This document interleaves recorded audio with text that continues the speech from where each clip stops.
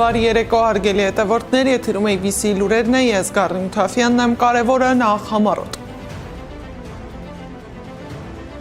Նոր սկանդալ Նարեկ Կարապետյանի շուրջ և հերթական սպառնալիքը իշխանությունից ընդդիմությանը, նախընտրական քարոզարշավի իրավական կողմը։ Ռուսալեզու պարբերականի նյութերը ներքաղաքական նոր աղմուկի պատճառ, ով է ձևավորում օրակարգը, ով է շահում նման հրապարակումներից և որտեղ է սահմանը լրագրության ու ինֆորմացիոն պատերազմի միջև։ Իշխանությունը խոսում է միլիոնավոր դոլարների ռազմական արտահանման մասին, բայց առանց անունների, առանց երկրների, առանց մանրամասների։ Ինչ է իրականում արտահանվել, որքանով է զարգացած հայկական ռազմարդյունաբերությունը։ Ճշմարտությունն ու արդարությունը չեն կարող լռել Բագրատ Սրբազանի նամակը բանտից Արփինե Սողոյանին։ Բանակցային սեղան, թե պատերազմի նոր փուլ, ինչ է հայտարարել Իրանի խորհրդարանի խոսնակը։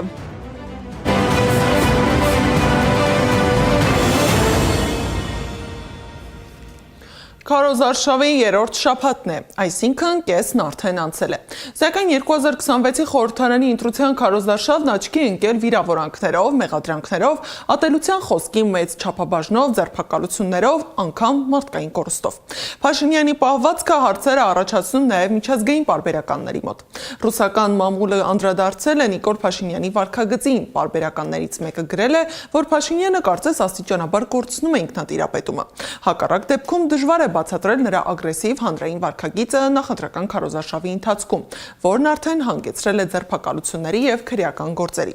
Իզվեստիան էլ գրել է, որ մինչև հունիսի 7-ին կայանալիք Հայաստանի խորհրդարանի ընտրությանը մնացել են ընդամենը օրեր։ Սակայն իրական դրաման ծավալվում է ոչ թե նախընտրական շտաբներում կամ հեռուստատեսային բանավեճերում, այն եռում է եկեղեցիներում, Երևանի մետրոյի նեղ տարածքներում և աղմկոտ բակերում, որտեղ Փաշինյանի յուրաքանչյուր խոսքը դիմավորում են ոչ թե ծափահարություններով, այլ ծանր լռությամբ։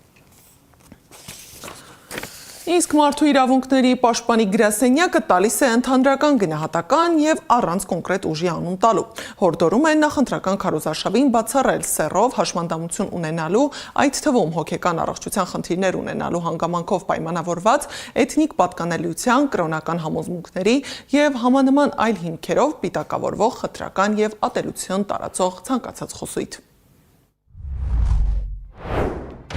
Մտահոգիչ է այն, որ խտրական, ատելություն սերմանող, պիտակավորող ու թիրախ դարձնող խոսքի տեսակներ գործածում են գրեթե բոլոր դերակատարները, իսկ նման խոսքին հակազդեցությունը հաճախ իրականացվում է պիտակավորող ու խտրական այլ ձևակերպումներով, ինչը չի կարող ունենալ որևէ արդարացում և պետք է արժանանա հակազդեցության։ Կոչ ենք անում բոլոր դերակատարներին քաղաքական ու ցանկացած այլ հանրային քննարկում իրականացնելիս բացառել անձի կամ անձանց խմբի նկատմամբ որևէ հիմքով խտրական, ատելության խոսույթը, հանրային դիսկուրսն ու իրավական բոլոր գործընթացներն իրականացնել մարդու իրավունքների չափանիշների անշահ պահպանմամբ։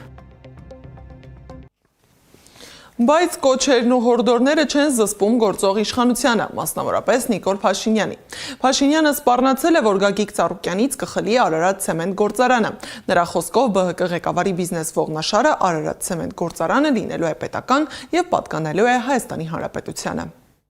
Ինչպես 2021 թվին ձեզ խոստացա, որ Զանգեզուրի պղնձամոլիբդենային կոմբինատի հետ կապված պրոցեսներ են լինելու, հիմա ձեզ ուղիղ ասում եմ, շատ շուտով Ծառուկյան ԲՀԿ ղեկավարի բիզնես ողնաշարը Արարատի ցեմենտի գործարանը լինելու է պետական և պատկանելու է Հայաստանի Հանրապետությանը։ Փաշինյանի այս հայտարարությանն արձագանքել է Գագիկ Ծառուկյանը, Սյունիքում քարոզարշավի ընթացքում հայտարարել է, որ իրեն չեն կարող վախեցնել նման հայտարարություններով, ընդգծելով, որ գործարանը տարիներ առաջ օրինական ճանապարհով է ձեռք բերել և հետագայում զարգացրել ներդրումների հաշվին։ Նրա խոսքով այնինչ այսօր ներկայացվում է որպես պետականացման հիմք, իրականում քաղաքական ճնշման փորձ է և շեշտել է, ունեցվածքը չի փոխի հայրենիքի հետ։ Պահանջն Ալիևի,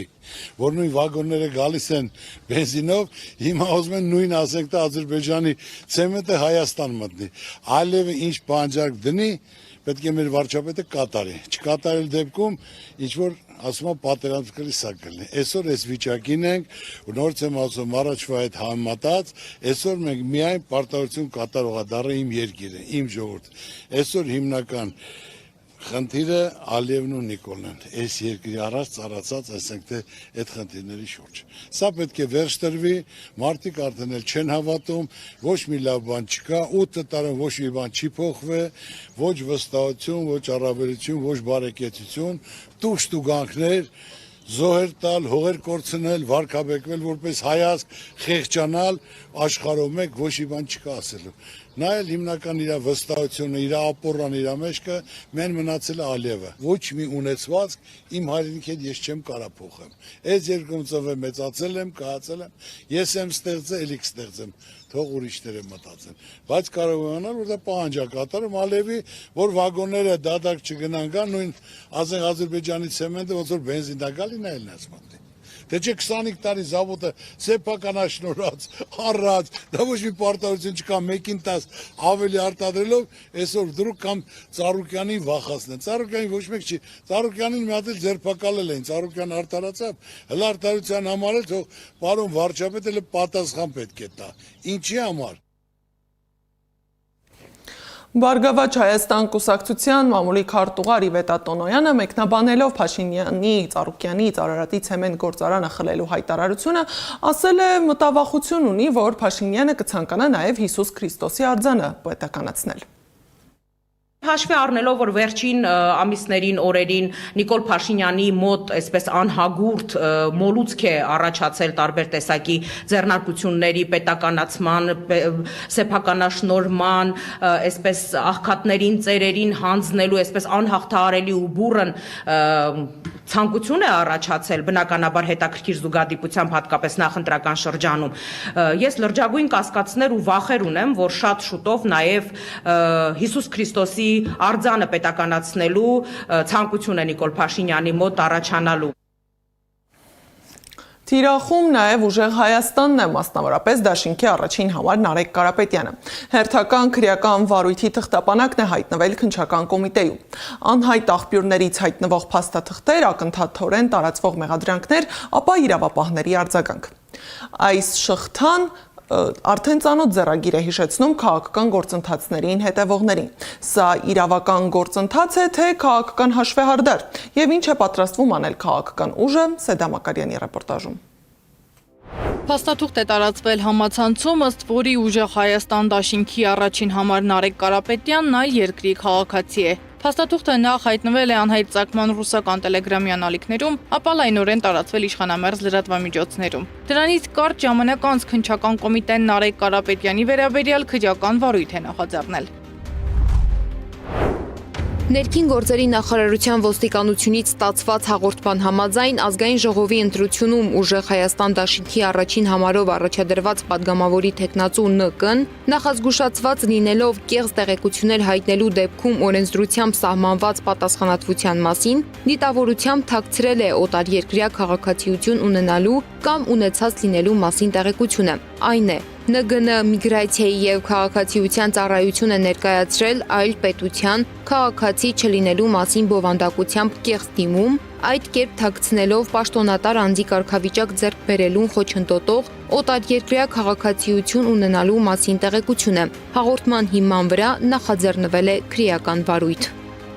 Մեղադրանքներին ի պատասխան Նարեկ Կարապետյանը հերքել է տարածվող տեղեկությունը, դա որակելով իշխանության կողմից կազմակերպված ապատեղեկատվական արշավ։ Նրա խոսքով իշխանությունն այս կերպ փորձում է շեղել հանրության ուշադրությունը ներքաղաքական խնդիրներից։ Սիրելի հայրենակիցներ, բարև ձեզ։ Երեք գիտենք, թե ինչ ֆեյքեր էին տարածում, ֆեյքերի օրեր 3, նախ իմ անձնագրի հետ կապված, հետո Սամվել Կարապետյանի իբր պետական համակարգում աշխատանք ունենալու հետ կապված Ռուսաստանի։ Սամվել Կարապետյանը երբեք բացի գործարարությունից Հայաստանից դուրս ոչ մի բանով չի զբաղվել։ Ես էլ, ինչպես գիտեք, երբեք չեմ ունեցել օտարերկրյա որևէ երկրի անձնագիր, ոչ միայն Ռուսաստանի, այլ որևէ երկրի։ Դաշինքը հայտարարել է դատի է տալու բոլոր այն ԿՊԱ-ականներին, որոնք տարածել են կեղծ տեղեկությունը։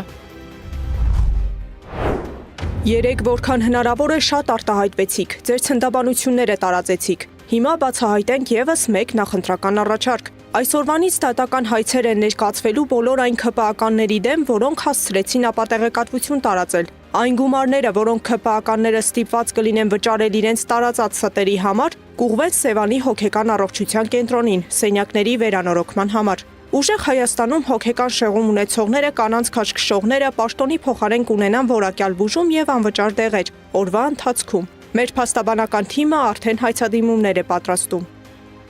Քաղաքագետ Արմեն Մանվելյանը համոզված է, այս ծավալի տեղեկատվական արշավը խոսում է իշխանության քաղաքական անհանգստության մասին։ Նրա գնահատմամբ իշխանությունը տեսնում է սեփական վարկանիշի անկումն ու փորձում է հակազդել ընդդիմադիր ուժերի ակտիվացմանը։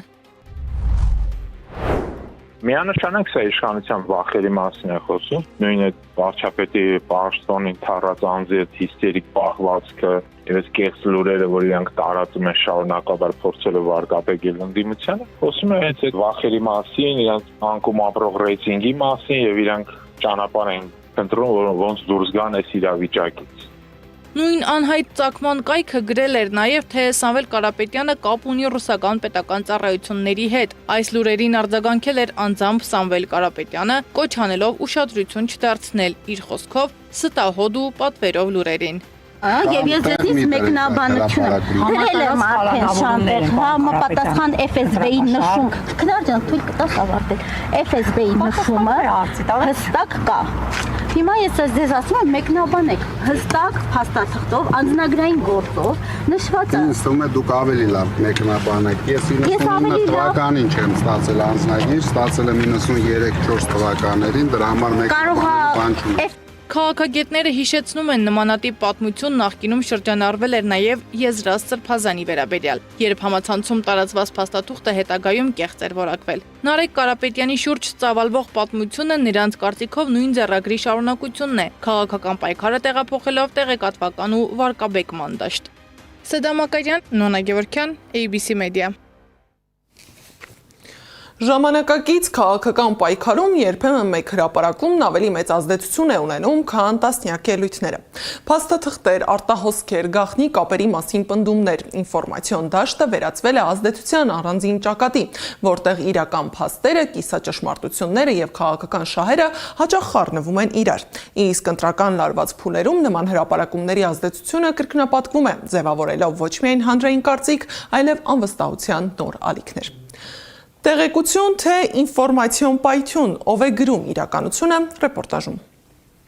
Քաղաքական դաշտում տեղեկատվական նոր պայթյուն է։ Ռուսալեզու հետաքննական հարթակներից մեկի The Insider-ի հրապարակումները տարածվել են մեծ արագությամբ, առաջ բերելով լուրջ հարցեր եւ նույնքան լուրջ կասկածներ։ Սամվել Կարապետյանի, Նարեկ Կարապետյանի եւ Գագիկ Ծառուկյանի վերաբերյալ տեղեկություններ են հրապարակվել հատուկ ծառայությունների հետ կապերից մինչեւ ֆինանսական հոսքեր։ Բայց բաց է մնում հարցը, ով է կանգնած այս հրապարակումների հետևում եւ ինչու հենց հիմա։ The Insider-ը հայտնի է որպես ռուսալեզու հետաքննական հարթակ, որը պարբերաբար հրապարակում է բարձր քաղաքական ռիսկ ունեցող նյութեր, հիմնված արտահոսքերի եւ փաստաթղթերի վրա։ Հրապարակումներից մեկում պնդում կար, թե Սամվել Կարապետյանի Ռուսաստանի քաղաքացիության ձևակերպման գործընթացում որպես աշխատավայր նշված է եղել Ռուսաստանի Դաշնության ներքին գործերի նախարարությունը, ավելի կոնկրետ Ռուսաստանի անվտանգության դաշնային ծառայության FSB-ն։ Այս տեղեկությունը սակայն մինչև այժմ չի ստացել պաշտոնական հաստատում որևէ պետական կամ դատական աղբյուրից։ Այս նյութերը շատ ակտիվ տարածում են միայն Հայաստանի գործող իշխանության ներկայացուցիչները։ Փոխարենն անձամբ Կարապետյանն է մեկնաբանել, նշելով, որ FSB-ի հետ մեր երկրում կապ ունի միայն Նիկոլ Փաշինյանը։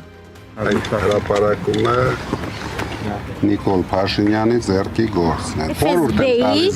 նշումը եւ ես ձեզից մեկնաբանությունը Ուժեղ Հայաստան դաշինքի ներկայացուցիչ Նարեկ Կարապետյանը հայտարարում է, որ հրապարակումները քաղաքական ուղղորդման հետևանք են։ Նրա խոսքով դրանք կարող են լինել ներքաղաքական պատվերներ, ուղղված կոնկրետ ուժերի հեղինակության վնասերուն։ Վստահ եղեք, ուժային կառույցների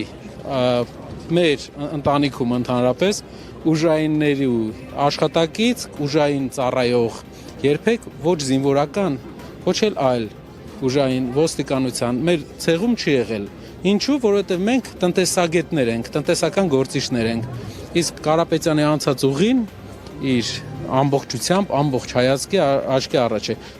Այսօր տեղեկատվական դաշտում հաճախ դժվար է տարբերել որտեղ է ավարտվում հետաքննական լրագրությունը եւ որտեղ է սկսվում տեղեկատվական ազդեցությունը։ The Insider-ի նման հարթակների նկատմամբ էլ վերաբերմունքը ծայրահեղ տարբեր կարող է լինել, թե որպես անկախ հետաքննող լրատվական հարթակ, թե քաղաքական ազդեցության հնարավոր գործիք։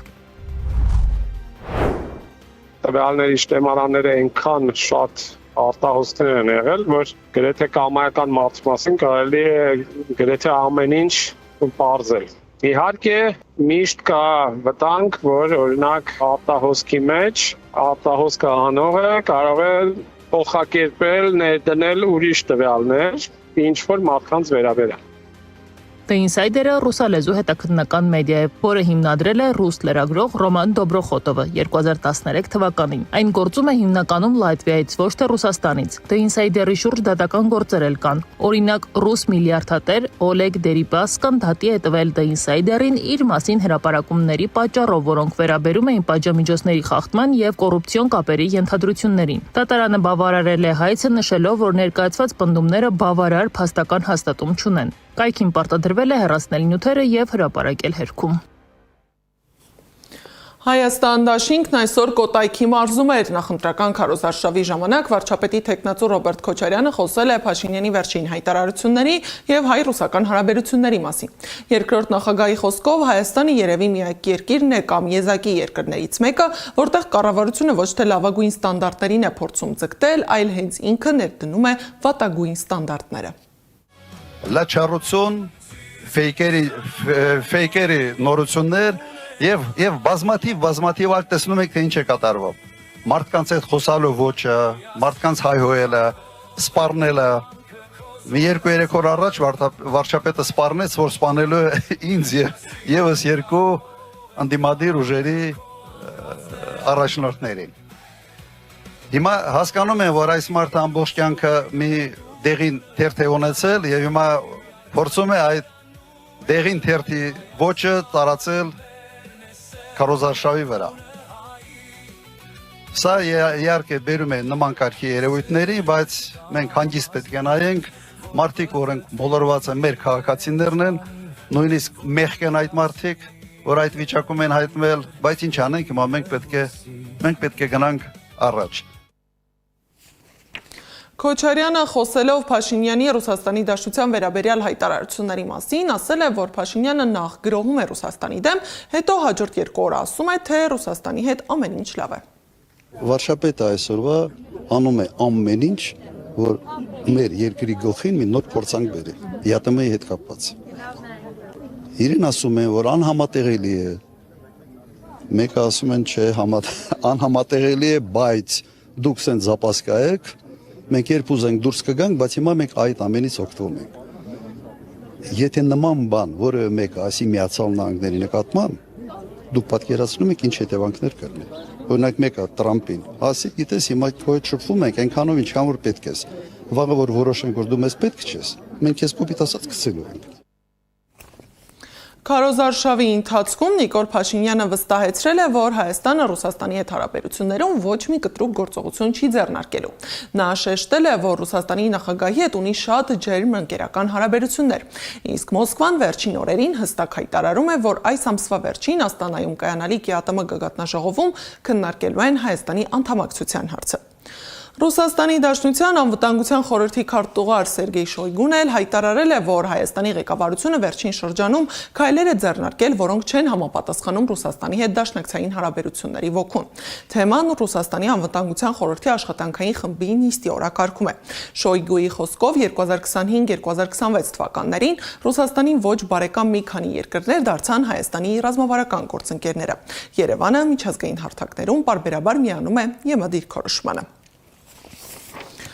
Արևմուտքի պնդումները, թե Ռուսաստանը արշավ է սկսել Փաշինյանի դեմ, Զախարովան անվանել է ցինիկ։ Ռուսաստանի Դաշնության արտգործնախարարության ներկայացուցիչն ուշադրություն է հրավիրել քարոզարշավի ժամանակ Փաշինյանի մասնակցությամբ տեղի ունեցած վերջին միջադեպերի վրա։ Նա հիշեցրել է հայ քաղաքացիների մասին, որոնց վրա Փաշինյանը հիմա գոռում է։ Դիվանագետը նաև հիշեցրել է Սպիտակում տեղի ունեցած դրվագը, որտեղ Փաշինյանը մեղադրել է Ազատի կացարանում այրված զինվորի պապիկին փողով բողոքի ցույցի գալու համար։ Տարիներ շարունակ Հայաստանը հիմնականում քննարկվում էր որպես անվտանգության սպառող երկիր, կախված արտաքին մատակարարումներից ու դաշնակիցներից։ Բայց վերջին հայտարարություններից հետո իշխանությունը փորձում է ձևավորել նոր պատկեր։ Հայաստանը որպես ռազմական արտադրանք արտահանող պետություն։ Սակայն որքան բարձր են հայտարարությունները, այնքան քիչ են հրապարակային տվյալները։ Սա էլ հարցեր է առաջացնում։ Խոսքը ռազմարդյունաբերական իրական առաջընթացի մասին է, թե նախընտրական շրջանում ուժեղ պետություն պատկեր կառուցելու փորձի։ Թեման Սեդակ Յուրեղյանն է ուսումնասիրել։ Հայաստանից միլիոնավոր դոլարների զինամթերք է արտահանվել։ Մայիսի 18-ին հայտարարեց բարձր տեխնոլոգիական արդյունաբերության նախարար Մխիթար Հայրապետյանը։ Թե ինչ զինատեսակների մասին է խոսքը, որ երկրներ են արտահանվել կամ ինչ ծավալների գործարք է իրականացվել, նախարարն այդպես էլ չմանրամասնեց, պատճառաբանելով, որ դեռևս չկա վերջնական կոնսենսուս։ Միայն ընդգծեց, առաջին անգամ է, որ Հայաստանից արտահանվել է վերջնական ռազմական արտադրանք։ Առաջին անգամ Հայաստանում մշակված, Հայաստանում արտադրված վերջնական ռազմական արտադրանք է արտահանվել ընթացող ամսվա ընթացքում։ Դեռ 10 տարի առաջ է Հայաստանից ռազմամթերքի արտահանում եղել դեպի ՆԱՏՕ-ի անդամ երկրներ՝ Հունաստան եւ Լեհաստան, ռազմարդյունաբերության ոլորտի փորձագետն է հիշեցնում։ Վերջնական արտադրանքի արտահանումը աննախադեպ երևույթ չէ։ Մեր տեղական ընկերությունից մեկը առնվազն 2015 թվականին արտահանում է կատարել ռազմական ռադիոլոկացիոն կայանի մեր բալթյան երկրներից մեկ, չասեմ որ մեկը եւ չասեմ որ մի ընկերությունը, մեր ուշադիր դիտորդները կհասկանան, մանավանդ այդ ընկերությունը 2022 թվականին այդ արտահանված ռադիոլոկացիոն կայանի ավելի բարելավված տարբերակը ներկայացրել է ցուցահանդեսին 3-րդ արմհայթեքին։ Փորձագետի ակնարկից կարելի է ենթադրել, որ խոսքը Նաիրի ռազմալոկացիոն կայանի մասին է, որը համարվում է հայկական արտադրության ամբողջական ռազմական համակարգ։ Ինչ վերաբերում է վերջին գործարքին, թե ինչու հենց հիմա հայտարարվեց այդ արտահանման մասին, իշխանության նպատակը նախընտրական ֆոнд ստեղծելն է, կարծում է Ազգային ժողովի պաշտպանության եւ անվտանգության հանձնաժողովի անդամ Գեգամ Մանուկյանը։ Նրա պնդմամբ ամեն ինչ ավելի մեծ ու աղմկոտ է ներկայացվում, քան իրականում կա։ Իրականում մեր ծածած ճոռոմացած բան են անում, իրականում խոսքը շատ ինչ-որ մեծ պարազիլությունների մասին է, շատ ավելի տրիվիալ գործարքներ են։ Միևնույն ժամանակ, քանի դեռ գաղտնի են պահվում արտահանված զինատեսակների քանակը, արտահանման պարբերականության եւ ընդունող երկրների մասին տվյալները շարունակում են բաց մնալ առանցքային հարցեր։ Իսկապես խոսքը սերիական եւ ամբողջական ռազմական արտադրանքի մասին է, թե օրինակ սահմանափակ կիրառության զինամթերքի։ Եթե որևէ երկիր սկսում է որևէ երկրից զենք զինամթերք ձեռք բերել, ապա դա երկարատև բնույթ է կրում, որովհետև սկսվում է սերիական արտադրություն։ Արդյոք մեր մոտ դա կա գոյություն ունի, թե պարզապես մենք ATS-ները համարում ենք զինվորական վերջնական արտադրանք եւ խոսում ենք ATS-ների մասին, կամ մեկ այլ հրաձգային որևէ զինատեսակի մասին։ Հետագա արտահանման մասին խոսեց հենց բարձր տեխնոլոգիական արդյունաբերության նախարարը, մանրամասնելով այս պահին Հայաստանից ռազմական արտադրանք արտահանելու թույլտվություն ստացել են մի քանի արտադրողներ եւս։ Սակայն թե որոնք են դրանք, ինչ զինատեսակների մասին է խոսքը եւ որ շուկաներ են արտահանվելու, կրկին չբացահայտվեց անվտանգության նկատառումներով։ Սեդակ Յուրեղյան, Էդիկ Մալաքյան, Նոնա Գևորգյան, ABC Media։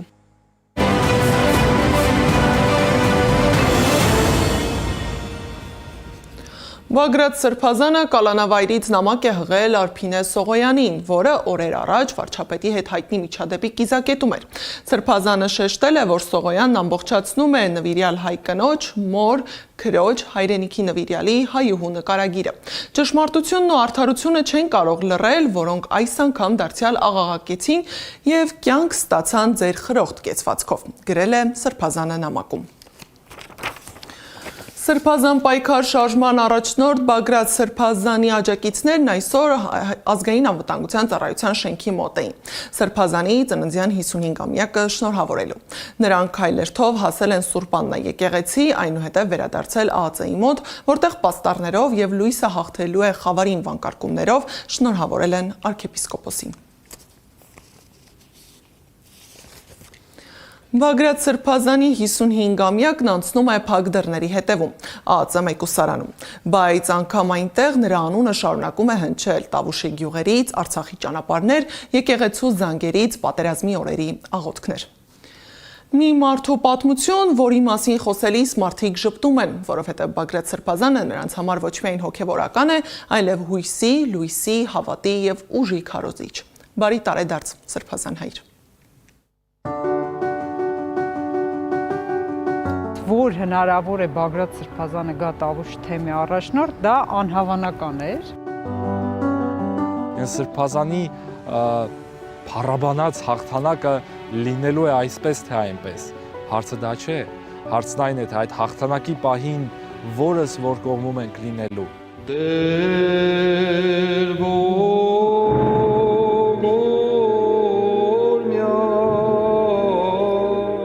Չենք հանդուրժելու հայրենա հանձնումը, չենք հանդուրժելու մեր իմ կենսագրության գողությունը, իմ պատվի գողությունը։ Իրար մի թիրախավորեք, իրար կյանք մի կերեք, ձեր կյանքը անձնական եւ ոչ էլ անցած ճանապարհը ավելի մեծ չի, քան մեր պետությունն ու մեր հայրենիքն ու մեր գոյությունը։ Այսօր Բագրատ Սրբազանի 55-ամյակն է, եւ նա ազգային անվտանգության ծառայության մեկուսարանում է դիմավորել տարեդարձը։ Թշնամու գնդակները ավելի սարսափելի չեն, քան ներքին թշնամու աղբը։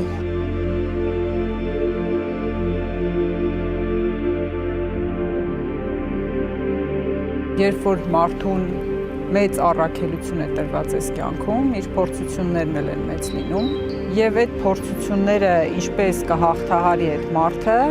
դրանից է կախված այդ առաքելությունը կմնա իրեն, թե կտրվի ուրիշին։ Հիմա Բագրատ Սրբազանը շատ մեծ առաքելության մեջ է։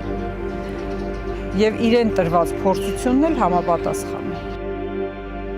Բագրատ Սրբազանն ընտանիքի 4-րդ երեխան է։ Լիդիան Սրբազանի մայրիկից լսած պատմությունն է պատմում։ Կողքից բոլորն ասել են, ոնց է այդ երեխուն պահելու, մի ունեցի այդ երեխուն, այդ մայրը նույնիսկ մտքով անցել է, որ հնարավոր է այս երեխան չծնվի։ Գնացել է հիվանդանոց, դռան մոտ, շուրջ ձայն է լսել, որն ասել է այդ երեխուն վնաս չտաս, ինքը քեզ նեղություն չի տալու, մեծ մարդ է դառնալու, վախեցել է հետ եկել տուն։ Ու իրոք Սրբազանն ասում են, որ ծնվել է,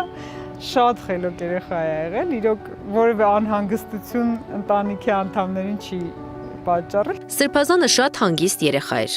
Ասում է, խաղում էր տան մի անկյունում ու այնտեղ էլ քնում, երբ հաճախակի էր կրկնվում։ Մայրը մի հնար է մտածում, որդուն տանը այսպես ասած չկորցնելու համար։ Ասենց զանգակներ են կախել իր գուլպաներից, ասում որ քայլելուց խշխշոցը լսվեր, իմանային ինքը տան որ մասում է գտնում։ Այդպես ասում է կարել գնար ինչ որ մի անկյունում նստեր, խաղար իր խաղալիքներով։ Սրբազանի մասին խոսելիս Լիդիան, Թովմասն ու շատերն անդադար ժպտում են։ Անգամ երբ բանտային կյանքից ու Սրբազանին կարոտելու մասին են խոսում։ Երբ գնում ենք Սրբազանի հետ տեսակցության կամ գնում ենք Սրբազանի դատավարությանը, տեսնում ենք նրան, Սրբազանը մեզ ուժ է փոխանցում։ Իր լավատեսությամբ, իր հույսի հաղթանակով, իր կայուն, հավասարակշռված կեցվածքի մեջ։ Սրբազանի մասին Թովմասը լսել է, երբ ճեմարանում էր ուսանում։ Նրանք լսել էին Սրբազանը Կանադայում Թագուհի Եղիսաբեթ II Ադամանդե Հոբելյանական մեդալն է ստացել, բազմաթիվ աշխատանքներ կատարել, եւ օրերից մի օր տեսնում են նրան Հայաստանում Տավուշի թեմի առաջնորդ։ Ցանկացած հոգևորականի համար գնալ ծառայել այդպիսի տարածաշրջանում, որտեղ որևէ բան քո համար նախորդ պատրաստված չէ, դու զրոյից պիտի այնտեղ կառուցես ինչ-որ մի բան։ Սրբազանն այցելել է Տավուշի բոլոր գյուղեր, եղել դիրքերում, զրուցել, քարոզել ու ամրացրել հավատը տավուշցիների մոտ։ Բագրատ Սրբազանը նաև հոգևոր մշակութային փառատոն էր կազմակերպում Հաղարծինում, որ ամենամյա էր մինչև Քովիդի համաճարակը։ Փառատոնից հետո որպես խրախուսանք երիտասարդներին միշտ ինչ-որ մի ուղղությամբ Բագրատ Սրբազանը տանում էր, այդպես միշտ կատակ էր անում։ Դե Արցախը Արցախի հանրապետությունն է, չէ՞։ Ջավախքը Վրաստանի տարածքում է, այդպես որ մեզ տանում էր օրինակ Ջավախ, տանում էր Արցախ, ասում էր ես ձեզ տանելու եմ արտասահման։ Թովմասի համար առանձնահատուկ նշանակություն ունեին Բագրատ Սրբազանի հետ Արցախ այցերը։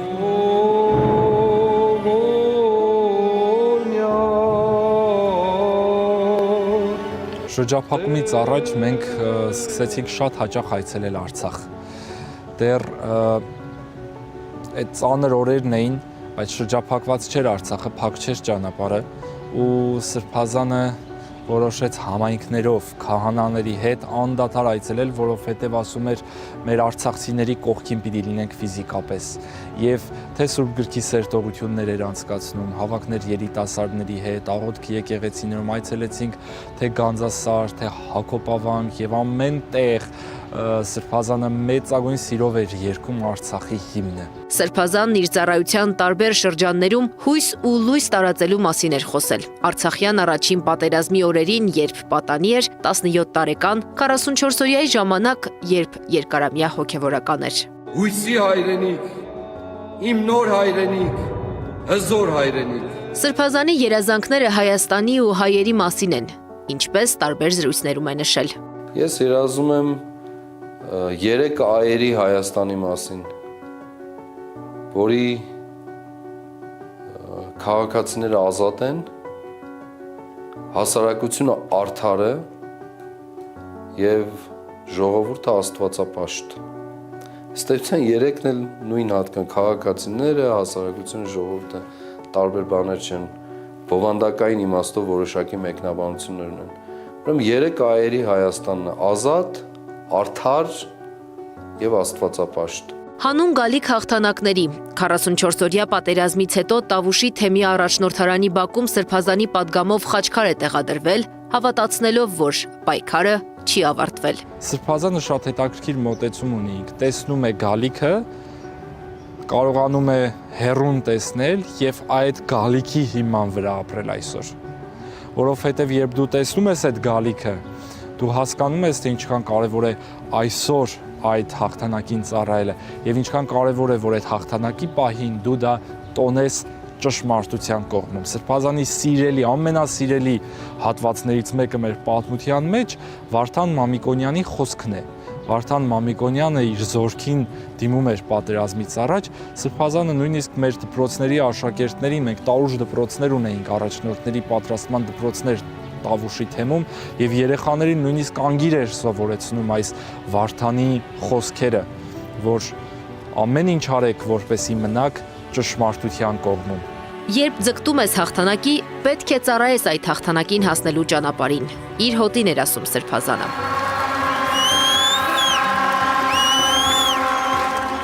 Սրբազանը 11 ամիս է բանտում է, մեկուսարանում անցկացրեց ամանորը, ջրաքալույցը, հիմա էլ ծննդյան օրը։ Ես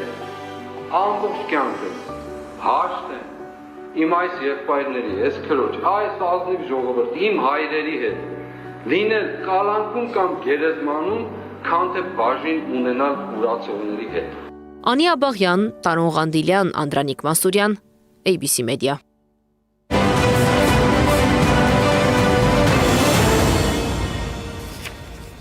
Իրանի խորհրդարանի խոսնակ Մոհամմադ Բաղեր Ղալիբաֆը հայտարարել է, որ թշնամու գործողությունները թե բացահայտ, թե գաղտնի վկայում են, որ նրանք ձգտում են պատերազմի նոր փուլի։ Նրա խոսքով ժողովուրդը պետք է վստահ լինի, որ Իրանի զինված ուժերը լավագույնս գործածել են հրադադարի հնարավորությունն իրենց կարողությունները վերականգնելու եւ ամրապնդելու համար։ ԱՄՆ-ն հայտարարել է հակաիրանական պատժամիջոցների նոր փաթեթի մասին։ Վաշինգտոնը սահմանափակումներ է կիրառել տասնյակ կազմակերպությունների, լցանավերի եւ ֆիզիկական անձանց նկատմամբ։ Պատժամիջոցների ցանկում ընդգրկված են ոչ միայն իրանական, այլև մի քանի այլ երկրների կազմակերպություններ։ Թեհրանն զգուշացում է տարածաշրջանում ռազմական գործողությունների վերսկսումը կարող է նոր հետևանքներ ունենալ։ Իրանի արտգործնախարար Աբբաս Արաղչին հայտարարել է, որ պատերազմի վերադարձի դեպքում Միացյալ Նահանգներին նոր անակնկալներ են սպասվում։ Նրա խոսքով Իրանը պատերազմի ընթացքում արդեն ցույց է տվել իր ռազմական հնարավորությունները, այդ թվում ոչնչացնելով ամերիկյան արտադրության F-35 կործանիչ։ Այս ժամի համար նախատեսել էինք այսքանը, շարունակեք հետևել մեզ սոցիալական բոլոր հարթակներում, ABC լուրերը եթերում կլինի առավոտյան ժամը 9-ին, մինչև վաղը բարի գիշեր։